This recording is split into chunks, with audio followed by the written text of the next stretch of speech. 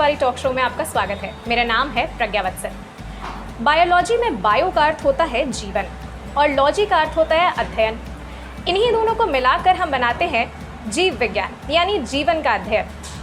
आज छात्रों को बायोलॉजी कितना सरल या कितना कठिन लगती है, इस पर चर्चा करने के लिए हमारे साथ हैं 30 साल से बायोलॉजी के अध्ययनकर्ता और विशेषज्ञ जेपी त्रिपाठी सर, जो कि एपेक्स बायो इंस्टीट्यूट से हैं।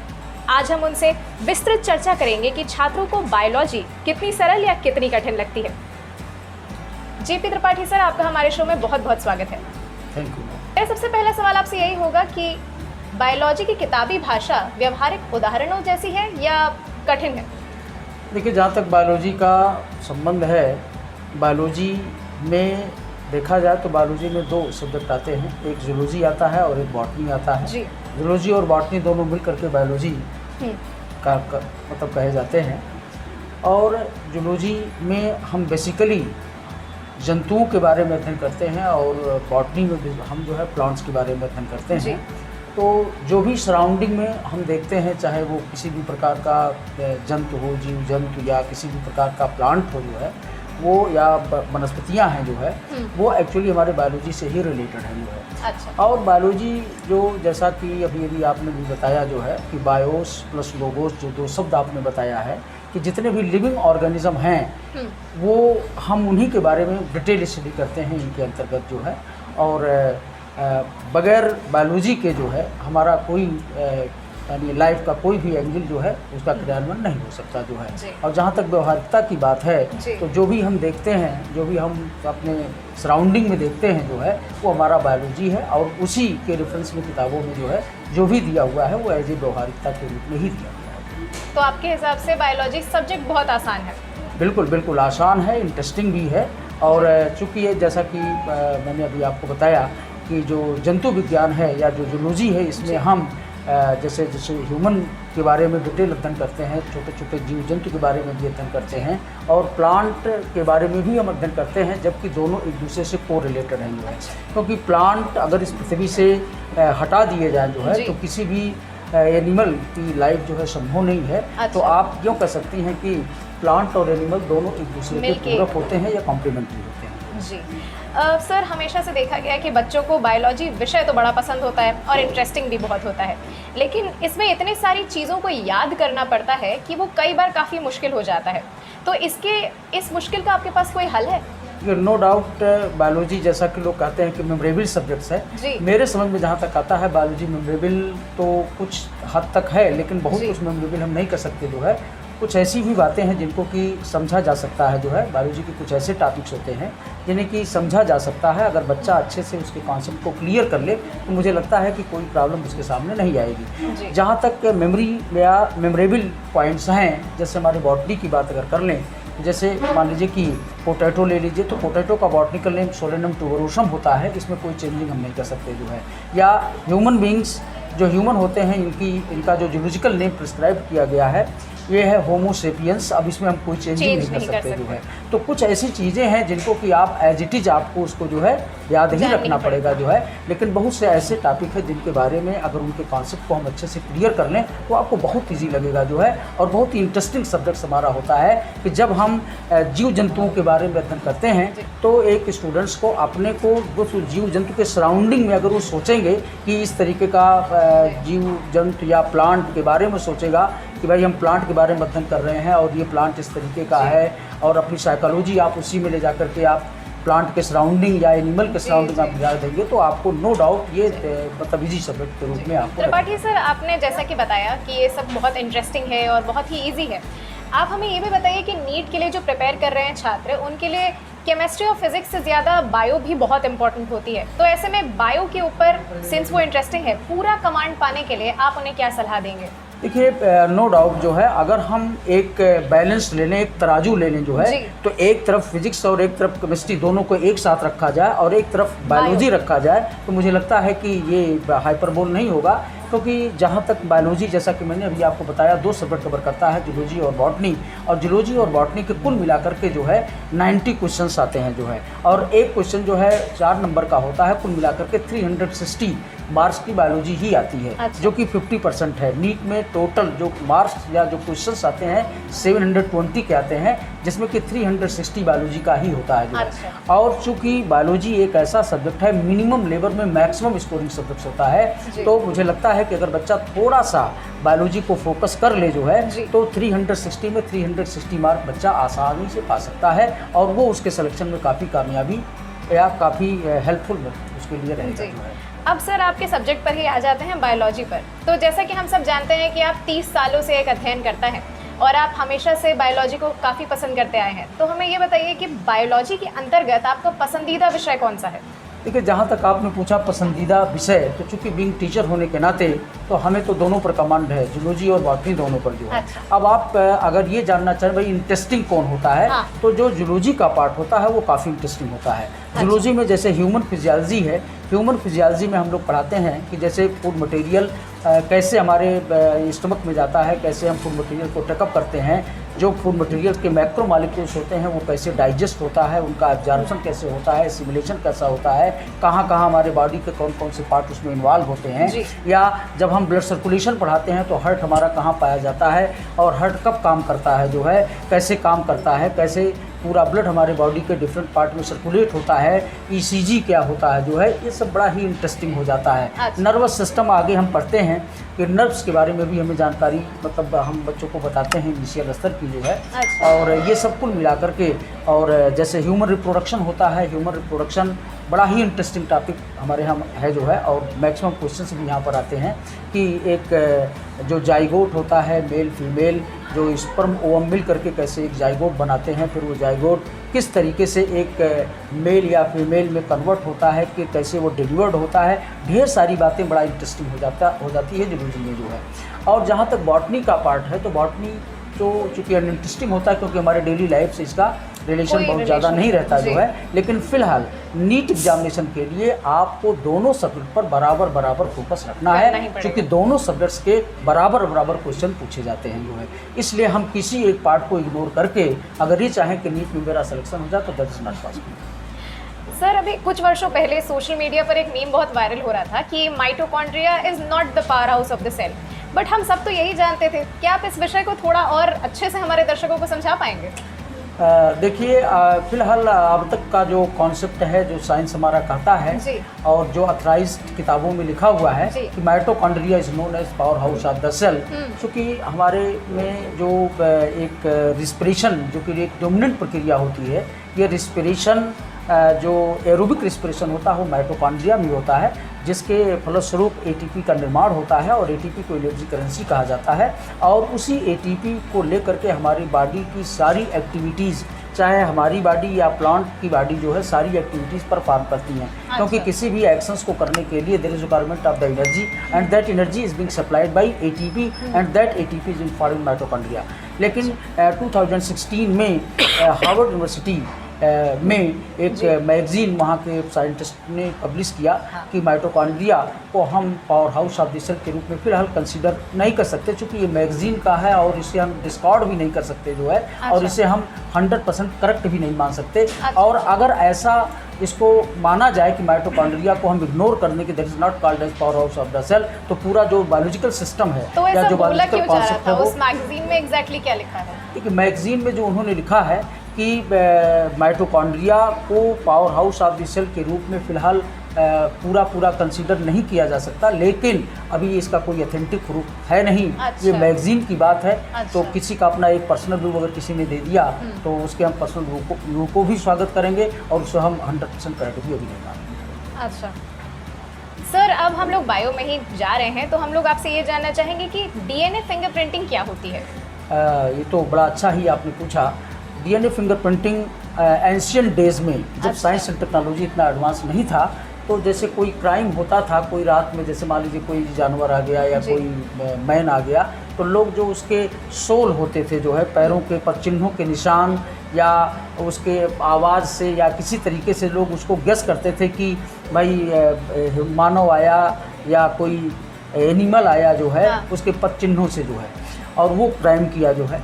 लेकिन आज चूँकि साइंस और टेक्नोलॉजी इतना एडवांस हो गई है कि हम जो क्रिमिनल होता है उसको डीएनए फिंगरप्रिंटिंग के द्वारा हम पता कर लेते हैं। वास्तव में डीएनए फिंगरप्रिंटिंग को सर्वप्रथम यूके में एलेक्स जेफरी ने 1985 में स्टार्ट किया था, और एलेक्स जेफरी को फादर ऑफ डीएनए फिंगरप्रिंटिंग भी कहा जाता है। और हमारे इंडिया में महत्वपूर्ण योगदान वी.के. कश्यप और डॉक्टर लालजी सिंह का है जो है। लालजी सिंह ये जौनपुर के ही रहे जो है, जो कि इन्होंने Centre of Cell and Molecular Biology Hyderabad में काम किया जो है, और इन्हें फादर ऑफ लालजी सिंह को father of DNA fingerprinting in India कहा जाता है। तो हम क्राइम स्पॉट से, जब कोई भी क्राइम होता है तो उस क्राइम स्पॉट से जो ब्लड का अगर एक बूंद हमें मिल गया, हाँ। या हेयर फॉलिकल मिल गया जो है, या नेल मिल गया जो है, अच्छा। तो उसको ले करके हम उसमें डीएनए को आइसोलेट करते हैं, और डीएनए को आइसोलेट करके हम वो क्या नाम है कि उसे एम्पलीफाई कर देते हैं, उसके आकार को बड़ा कर देते हैं। फिर एक एंजाइम के द्वारा, रिस्ट्रिक्शन एंडोन्यूक्लियस एंजाइम के द्वारा हम उसे छोटे छोटे टुकड़ों में कट कर देते हैं। फिर इसके बाद अदर उसमें और ढेर सारी प्रोसेस हैं, एगारोस जेल वगैरह पर डाल करके हम ये देखते हैं जो है कि अगर उस डीएनए का जो पॉलीन्यूक्लियोटाइड्स है या जो न्यूक्लियोटाइड्स है उसको हम उस क्रिमिनल के डीएनए से टैली कराते हैं। अगर टैली कर जाता है तो हम मानते हैं कि वो मतलब क्रिमिनल वही हो सकता है। अच्छा, तो ये तो काफ़ी अच्छा लंबा खासा प्रोसेस है। हाँ, काफ़ी इंटरेस्टिंग प्रोसेस है, और ये इस समय जो है ये काफ़ी मतलब डीएनए तो ये फॉरेंसिक साइंस के अंतर्गत आ जाता है? हाँ, फॉरेंसिक साइंस के अंतर्गत आ जाता है। अच्छा सर, आप इतने सालों से एपेक्स बायो इंस्टीट्यूट में पढ़ा रहे हैं, तो हमें ये बताइए कि यहाँ पे जब किसी छात्र, आप जैसे पढ़ा रहे हैं अपनी क्लास को बायोलॉजी, और अगर अचानक से कोई छात्र कोई और विषय मतलब ले आए, तो क्या आप उसे टाल देते हैं, या यहाँ पे छात्रों को मतलब बोलना अलाउड नहीं होता है? देखिए, अमूमन क्लास में जो है, जो टॉपिक हम लोग पढ़ा रहे होते हैं, हाँ। तो हम ये प्रयास करते हैं कि बच्चा उसी टॉपिक से रिलेटेड क्वेश्चन पूछे। अच्छा। क्योंकि अगर मतलब बार बार अदर टॉपिक को बीच में ले आएगा तो और अदर बच्चे जो है उसमें कंफ्यूज हो जाएंगे जो है, या अदर बच्चों की पढ़ाई वहाँ पर बाधित हो जाएगी। तो हम ये प्रयास करते हैं कि कोई भी टॉपिक, जैसे मान लीजिए हमने नर्वस सिस्टम शुरू किया जो है, अब बच्चा हमसे दूसरे टॉपिक का सवाल पूछ रहा है, तो हम उससे यही कहेंगे भैया क्लास फिनिश हो जा रहा है, आप क्लास के बाद हमसे डिस्कस कर लो। क्योंकि हम लोग पर्याप्त टाइम बच्चों को देते हैं जो है।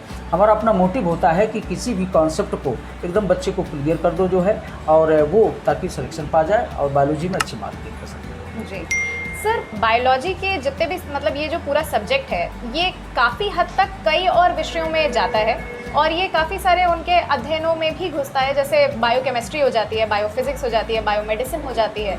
तो ये सिद्धांत आपस में मेल कैसे खा जाते हैं, हम ये जानना चाहते हैं। देखिए, पहले तो ये आप जान लीजिए कि जहाँ तक फिजिक्स और केमिस्ट्री का सवाल है, हाँ। तो सबसे पहले लिविंग ऑर्गेनिज्म की ही उत्पत्ति हुई। सबसे पहले लिविंग, भाई लिविंग में प्लांट्स एंड एनिमल दोनों आ गए। भाई आप फिजिक्स या केमिस्ट्री के जो फार्मूला हैं, या फिजिक्स या केमिस्ट्री के जो लॉज हैं, वो हम किस पर लगाएंगे? भाई पहले तो हमें किसी को लगाने के लिए प्लांट या एनिमल चाहिए जो है। तो सबसे पहले तो हमें प्लांट या एनिमल के बारे में कंप्लीट जानकारी अगर है, तो हम तभी जो है फिजिक्स या केमिस्ट्री के पॉइंट को उसमें एप्लीकेबल कर सकते हैं। अच्छा। और जहाँ तक लाइफ की बात आप बता रही हैं, जूलॉजी में या बॉटनी में जो है, तो वहाँ पर जैसे आपने बायोकेमिस्ट्री बोला जो है, ठीक है, तो बायोकेमिस्ट्री में जो है केमिस्ट्री के पॉइंट्स उसमें रहते हैं जो, क्योंकि बायोकेमिस्ट्री अगर हम नहीं लेंगे जो है, तब भी बायोलॉजी मेरा इनकम्प्लीट रहेगा। या फिजिक्स अगर हम नहीं उसमें एप्लीकेबल करेंगे जो है, जैसे मान लीजिए कि चलिए कोई डॉक्टर बन गया जो है, अब उसको ब्लड प्रेशर चेक करना है, या और उसमें जो डायलिसिस वगैरह प्रक्रियाएं हैं जो है, तो उसमें कहीं कहीं फिजिक्स भी इनडायरेक्टली वहाँ पर रहता है जो है। अच्छा। लेकिन फ़िलहाल सबसे पहले तो हमें प्लांट या किसी की लाइफ को बनाना, भाई लाइफ बनेगी तभी तो फिजिक्स और केमिस्ट्री वहाँ पर काम करेगा जी, ऐसे थोड़ा इसको है। जी सही बात है। यहाँ मैं लेना चाहूँगी एक छोटा सा ब्रेक।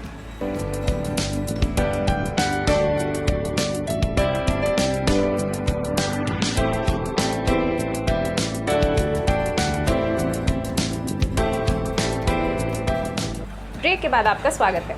सर, आप इतने सालों से नीट के बच्चों को तैयार कर रहे हैं, तो हम आपसे यही जानना चाहेंगे कि ऐसे कितने बच्चों को आप जानते हैं जिन्होंने 360 में 360 स्कोर किया है? देखिए, जहाँ तक मुझे पढ़ाने का एक लंबा ड्यूरेशन मेरा इलाहाबाद में है, मोर देन 25 ईयर्स या अप्रोचिंग 30 ईयर्स मुझे इलाहाबाद में पढ़ाने का जो है एक लंबा ड्यूरेशन मेरा है। तो ढेर सारे स्टूडेंट्स, लगभग हज़ारों की संख्या में स्टूडेंट्स मेरे पढ़ाई हुए। भारत के डिफरेंट मेडिकल कॉलेजेस से MBBS करके जो है वो बहुत अच्छे पद पर पहुंच चुके हैं। और जहाँ तक आपने पूछा कि कितने स्टूडेंट्स, तो पर ईयर कम से कम 4-5 स्टूडेंट्स ऐसे होते हैं मेरे पढ़ाए हुए जिनको 360 में 360 मार्क मिलते हैं। अच्छा। और ये जो है बहुत बड़ी उपलब्धता है बायोलॉजी जो है। और क्योंकि हमने आपको पहले भी बताया कि बायोलॉजी एक ऐसा सब्जेक्ट है कि बगैर इसको अच्छे से पढ़े सिलेक्शन संभव नहीं हो पाएगा। सर बायोलॉजी के अंदर भी तो इतने सारे सब्जेक्ट्स आ जाते हैं, जैसे कि आपने बताया बॉटनी और जूलॉजी तो है ही, साथ साथ अनाटमी आ गई, सेल अनाटमी आ गई, बहुत सारी चीज़ें आ गई। तो ये इसके अंदर इतना सब कुछ है, सब कुछ याद रखना है, ये कैसे पॉसिबल हो पाता है? नहीं, ये तो आपने बिल्कुल पूछा कि कोर्स या जो सब्जेक्ट है ये वाइड रेंज में है जो जी, है बहुत बड़ा है। और जैसे अकेले अगर हम केवल जूलॉजी की बात कर लें तो उसमें कई ब्रांच है, जैसे फिजियोलॉजी है, एनाटमी है, टैक्सोनॉमी है, ढेर सारे ब्रांचेस। इसी तरीके से बॉटनी में भी लोअर प्लांट है, लिविंग बैक्टीरिया, ब्रायो, टेडो, एंजियो, जिम्नो, ढेर सारे ब्रांचेज हैं। और इन सब सारे ब्रांचेस के कंटेंट को एक स्टूडेंट कैसे रखता है ये भी सही आप करें कि बहुत सी बातें मेमोरेबल भी होती हैं जो है। तो इसके लिए जो मैं कुछ टेक्निक और स्ट्रेटजी के तहत मैं आपको पढ़ाता हूँ। अच्छा। जैसे एग्जाम्पल के तौर पर हमारे यहाँ पूछा जाता है, एक डायोसियस प्लांट्स होते हैं बॉटनी में, एक मोनोसियस प्लांट होते हैं। तो डायोसियस प्लांट ऐसे प्लांट को कहा जाता है जिसमें कि male and female reproductive organs are present to separate plant पर पाए जाए जो है, ठीक है। जैसे एग्जाम्पल के तौर पर हम इसको बताते हैं इस तरीके से कि पान पपीता गांजा वाली, अगला सेंटेंस मैंने जोड़ा है कहाँ चली तुम रस्मत वाली। अब इसको इंग्लिश में कन्वर्ट कर देते हैं। पान को इंग्लिश में कहा जाता है बीटल, यानी इंग्लिश का मतलब है बॉटनिकल नेम, या इंग्लिश में करें बीटल। पपीता पपाया, गांजा कैनबिस, बॉटनिकल नेम इसका कैनबिस सटाइवा होता है गांजा। पान पपीता गांजा वाली से मैंने बनाया है वेलिस्नेरिया, और वेलिस्नेरिया एक एक्वेटिक प्लांट होता है। अच्छा। तो ये इसके अंतर्गत आ जाता है। फिर मोनोसियस प्लांट के अंतर्गत हम बताते हैं, जैसे मैकू पूजा कैल्या, मैं से मैंने भेज बनाया है, कू से मैंने कुकुम्बर का मतलब है कद्दू, लौकी, चिला, करेला, खीरा, ककड़ी, जो हमारे बॉटनी में फैमिली कुकुरबिटेसी के अंतर्गत आ जाता है जो है। तो मैकू पू से मैंने पंपकिन बनाया है, और कैसे कैस्टर जिसको अरंडी कहा जाता है। ये तो इस तरीके से कुछ टेक्निक, इसी तरीके से जैसे SDP हमारे यहाँ पूछा जाता है, 4 प्लांट का नाम दे देगा और आपसे पूछेगा कौन शॉर्ट डे प्लांट है, कौन लॉन्ग डे प्लांट है, कौन डे न्यूट्रल प्लांट है, इस तरीके से। तो इसके एग्जाम्पल में हमने बताया, जैसे डे न्यूट्रल प्लांट में अंबर में सन खेल रहा टोमेटो मिर्च को लेकर। तो एक जैसे एक अंबर मीन्स होता है आकाश जो है। हाँ। अंबर में सन मीन्स होता है सूरज। तो मैंने इसको जब हम लोग पढ़ाते हैं इसको क्लास में इस तरीके से बताते हैं कि जो सन है, सूरज है, वो छोटा सा बच्चा है। अच्छा। और अपनी माँ के गोद में बैठा हुआ है, और उसके पिताजी मान लीजिए मार्केटिंग करने गए, सब्जी वगैरह खरीदने गए, तो वो सब्जी वगैरह ले आए। तो छोटा बच्चा जो है वो अपने फादर की तरफ झपटता है और बैग उनके हाथों से लेकर के सब्जी को पलट देता है, और सारी सब्जियां नीचे आ जाती हैं। तो वही कुकुम्बर अंबर का मतलब मैंने निकाला है कुकुम्बर में कद्दू, लौकी, चिचड़ा, करेला, खीरा, ककड़ी सब आ गया। अंबर में सन मीन सूरज, यानी सन से मैंने निकाला है सनफ्लावर, सूरजमुखी जिसको आप कहती हैं जो है। अंबर में सन खेल रहा, टोमेटो काफ़ी इंटरेस्टिंग। टोमेटो को से कॉटन, मतलब इतने एग्जाम्पल इसमें आ गए। इसमें जो है मतलब DNP डे न्यूट्रल प्लांट में जो है। तो इस तरीके से अब जैसे इसी तरीके से जैसे हम जब जूलॉजी में हम लोग पढ़ाते हैं ह्यूमन रिप्रोडक्शन, तो ह्यूमन रिप्रोडक्शन के कितने इवेंट्स होते हैं, तो हमने इसको बनाया है बताने के लिए। आपने अपना एक तरीका ही बना लिया है जिससे बच्चों को बहुत आसानी से वो चीज़ याद हो पाए। बड़े आसानी से जो है। अच्छा। जैसे ह्यूमन रिप्रोडक्शन में आपको बता रहा था जो है, जैसे इसमें हमने बनाया है कि घूमो India for improved GST product. जैसे GST होता है गुड्स एंड सर्विस टैक्स जो है, जो 18% लोगों को देना पड़ता है। तो घूमो इंडिया, जी का मतलब है गैमेटोजेनेसिस, इंडिया IN का मतलब है इंसीमिनेशन, घूमो इंडिया फॉर F का मतलब है फर्टिलाइजेशन, घूमो इंडिया फॉर इम्प्रूव्ड का मतलब है इम्प्लांटेशन, और फिर इसके बाद PP का मतलब है पार्टिशन। यानी जो first stage of human reproduction का होता है that is the gametogenesis. Gametogenesis का मतलब है formation of the gamete, male gamete and female gamete. फिर दूसरा हम आपको उसमें बताए हैं, अभी मैंने बोला घूमो इंडिया IN से होता है इंसेमिनेशन मीन्स जो मेल गैमीट होता है वो मेल बॉडी में बनेगा, that is called as sperm, that will be transferred to the female genital tract, and this process को हम क्या कहते हैं, इंसेमिनेशन के नाम से जानते हैं जो है। फिर इसके बाद F का मतलब है fertilisation, fertilisation male gamete that will be fuses with egg cell and form zygote बनाता है। फिर इस तरीके से हम ऐसे इजी करके काफ़ी इजी करके बच्चों को बताते हैं। अच्छा सर, मुझे ये बताइए कि जो छात्र नीट की तैयारी कर रहे हैं उन्हें खासकर बायोलॉजी के लिए किन तरीके की किताबों या नोट्स पर निर्भर रहना चाहिए? देखिए, वो मेरा अपना मानना है कि बायोलॉजी में जो एनसीईआरटी बुक्स हैं जो है, इसके अंडर यानी ईच एंड एवरी लाइन को बच्चा अच्छे से समझ ले जो है। अच्छा। और चूँकि एनसीईआरटी की एक लाइन को समझने के लिए बच्चे को कम से कम 2 लाइन ऊपर 2 लाइन नीचे से कंटेंट लेना पड़ेगा। और एनसीईआरटी आप अच्छे से तभी कोई बच्चा समझ पाएगा जब वो एक्सपर्ट के कांटेक्ट में रहेगा जो है। और मुझे लगता है कि कोई किसी भी किताब या किसी भी बहुत ज़्यादा कंटेंट को कलेक्ट करने की बहुत ज़रूरत नहीं है जो है। यह है कि उसके जो गाइडर हों वो वेल एक्सपर्ट होने चाहिए, उनके लॉन्ग टर्म एक्सपीरियंस होने चाहिए पढ़ाने के। अच्छा, तो क्या नीट के जितने भी सवाल होते हैं वो सिर्फ इंटर तक के ही आते हैं या कोई बाहर से भी सवाल पूछे जाते हैं? देखिए, मोर देन 90% क्वेश्चन जो होते हैं, हाँ। ये 10+2 से ही आते हैं, क्योंकि उनका जो अपना सिलेबस होता है वो 10+2 ही है। अच्छा। रह गया सवाल अगर 2-4 क्वेश्चन मतलब थोड़ा आगे से आ गए जो है, तो उसके लिए बच्चों को बहुत ज़्यादा हेडेक नहीं लेना चाहिए जो है वो। तो सर, अगर सब कुछ इतना आसान है तो फिर इन छात्रों को कोटा वगैरह जाने की क्यों ज़रूरत पड़ जाती है कि वो मतलब इतने दिन अपनी तैयारी में मतलब लगा देते हैं? क्या मतलब किस जगह पे कमी रह जाती है? देखिए, जहाँ तक आपने कोटा का नाम लिया तो अब आप ये देखिए पहले, ये सब इकोनॉमी पर डिपेंड करता है। अच्छा। कोटा में भी यही बताएगा कि टीचर बताएगा कि 1+1 = 2 होता है जो है। मैं भी वही बात बताऊंगा कि 1+1 = 2 ही होता है, मैं भी वही बात बताऊंगा। अब ये डिपेंड करता है गार्जियन के इकोनॉमी पर जो है। जैसे आप एक को छोटा सा एग्जाम्पल मैं देता हूँ कि जैसे मान लीजिए कि जिनके पास पैसा है जी, वो वैष्णो देवी चले जाएंगे दर्शन करने। हाँ। जिनके पास थोड़ा और कम पैसा है वो चले जाएंगे मैहर दर्शन करने जो है।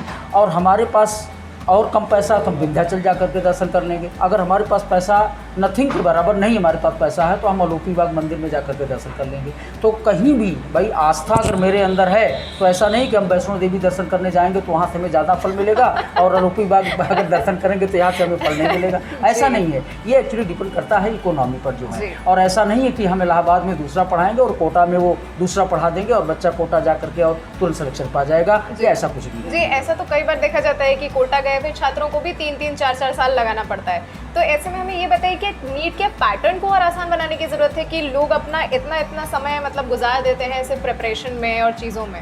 देखिए, जहाँ तक आपने पूछा कि नीट के पैटर्न को और इजी बनाने की बात है जो है, हाँ। तो नीट का जो पैटर्न है जो उन्होंने सिलेबस प्रिस्क्राइब्ड किया है, मेरे समझ में जहाँ तक आता है, अगर वो वेल एक्सपर्ट से बच्चा कायदे से पढ़े तो मुझे लगता है कि मिनिमम 2 से 3 साल लग सकता है सिलेक्शन के लिए। अच्छा। क्योंकि कोर्स जो है फिजिक्स भी है, केमिस्ट्री भी है, जूलॉजी भी है, बॉटनी भी है, तो जब तक चारों सब्जेक्ट का एक बैलेंस नंबर बच्चा नहीं पाएगा तब तक मुझे नहीं लगता जो है कि मतलब सिलेक्शन हो पाएगा जो है। फिलहाल मिनिमम ड्यूरेशन 2 to 3 ईयर्स लग सकता है। अच्छा, और सर हमें ये बताइए कि क्या देश को और मेडिकल कॉलेजों की ज़रूरत है आपके हिसाब से? क्योंकि छात्र तो बहुत सारे हैं हमारे पास, लेकिन जितना हम लोग देखते हैं कि डॉक्टरों के आंदोलन हो रहे हैं और कोरोना टाइम में जैसे हमारे यहाँ डॉक्टरों की कमी हो गई, तो क्या आपको लगता है कि हमारे देश को और मेडिकल कॉलेजेस की ज़रूरत है? देखिए, जो पॉपुलेशन है वो डे बाय डे बढ़ती जा रही है और एक डॉक्टर का सीधा संबंध जो है हमारे पॉपुलेशन से है। अगर पॉपुलेशन इंक्रीज कर रही है, ट्रिमेंडस ग्रोथ ऑफ पॉपुलेशन हो रहा है, तो इस केस में कहीं कहीं डॉक्टर की ज़रूरत तो पड़ेगी ही पड़ेगी जो है।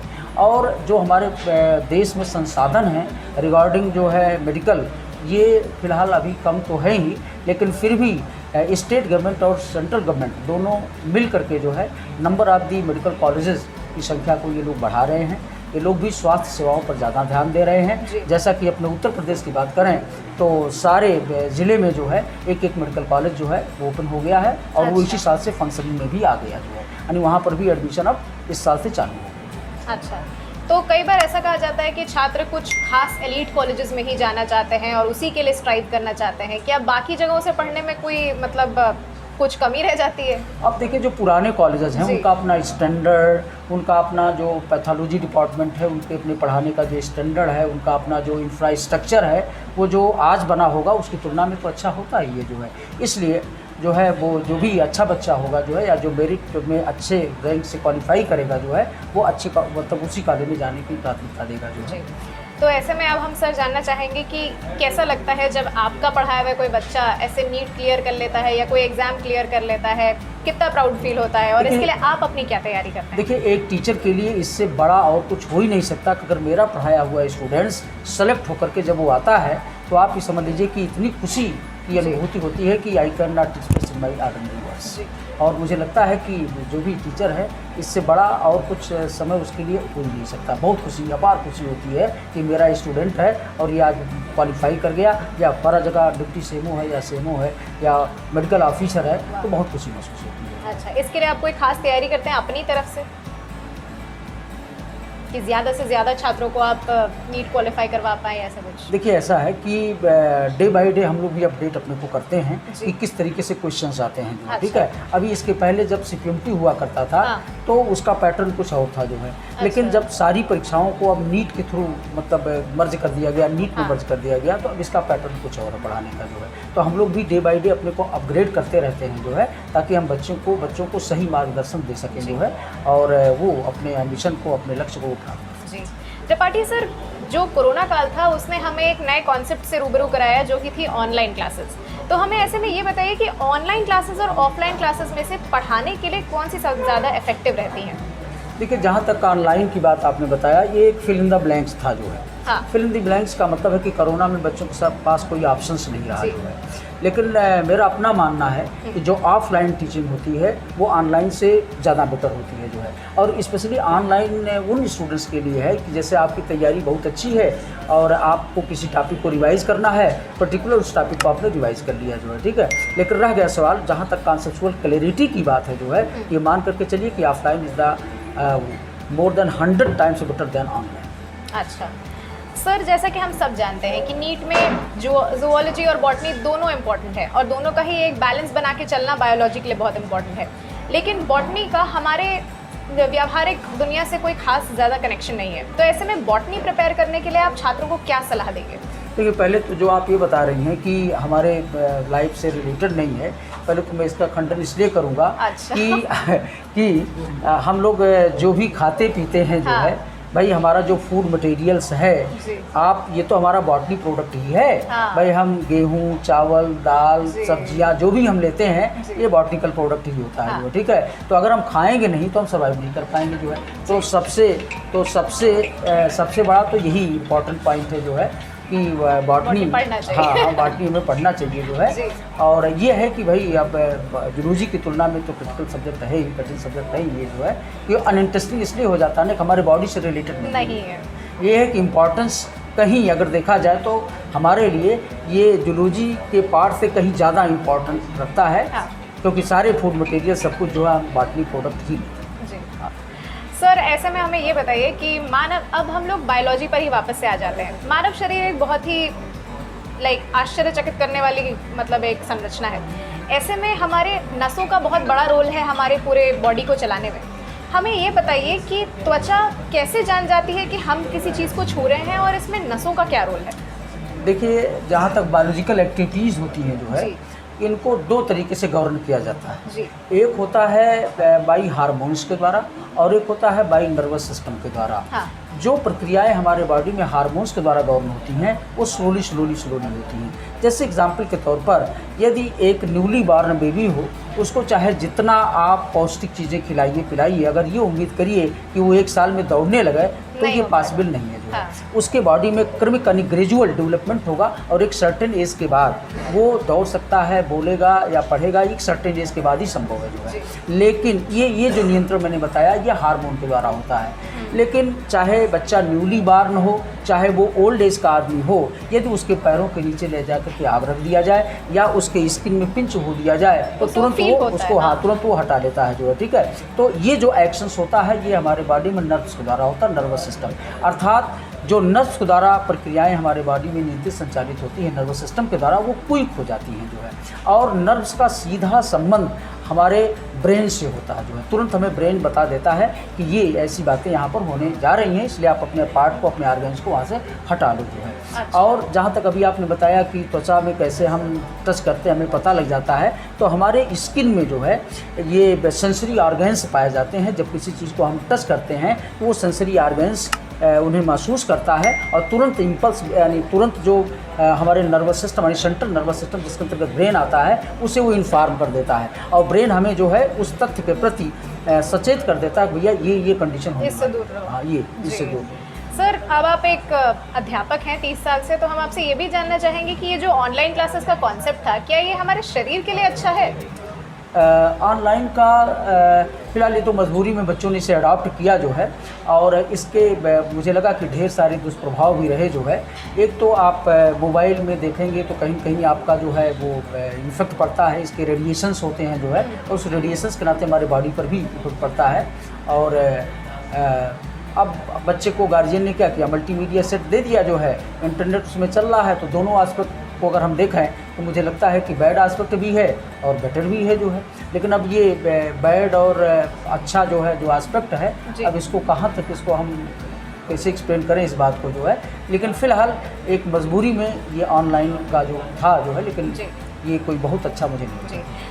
सर बच्चों का अध्यापक के साथ क्या रिलेशन डेवलप होता है जब आप ऐसी क्लासेस वगैरह लेते हैं? क्या कोई कमज़ोर बच्चा होता है तो आप उस पर एक्स्ट्रा ध्यान देते हैं?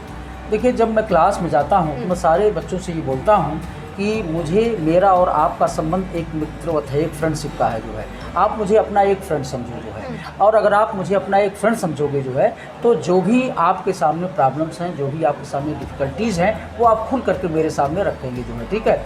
मैं आपका एक फ्रेंड भी हूँ, मैं आपका एक गार्जियन भी हूँ जो है। और इसलिए कोई भी चीज़ अगर आपके समझ में नहीं आती है या कोई भी आपके सामने प्रॉब्लम है, कोई आपके इंडिविजुअल प्रॉब्लम है जो है, और तो आप हमें बिल्कुल खुल करके बताइए। हम आपका एकेडमिक से लेकर के, कभी कभी बच्चे आते हैं, सर आज रिक्शे से आए हैं और बाद पैसा नहीं दें, आप दे दीजिए, तो हम लोग इकोनॉमिकल भी सपोर्ट कर देते हैं जो है। कोई बच्चा बहुत मान लीजिए कि देहात रूरल एरिया से आता है, फीस देने में असमर्थ रहता है, तो हम लोग उसको फ्री भी कोऑपरेट कर देते, चलो भाई तुम हमारे यहाँ फ्री ही पढ़ो जो है।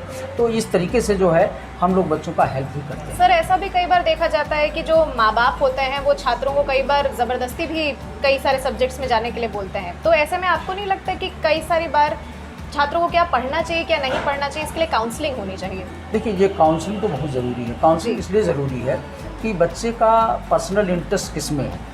अगर बच्चे का इंटरेस्ट मान लीजिए कि 10th के बाद आफ्टर पासिंग 10th जो है, दो साइड हो जाएगा, एक बायोलॉजी ग्रुप हो जाएगा, एक इंजीनियरिंग ग्रुप जो है। तो 10th के बाद बच्चे की काउंसलिंग इसलिए ज़रूरी है कि उसका इंटरेस्ट देखिए आप पहले, कि अगर वो उसका इंटरेस्ट मैथमेटिक्स में है, इंजीनियरिंग की तरफ जाने का है, तो आप उसे मैथ दिलाइए जो है।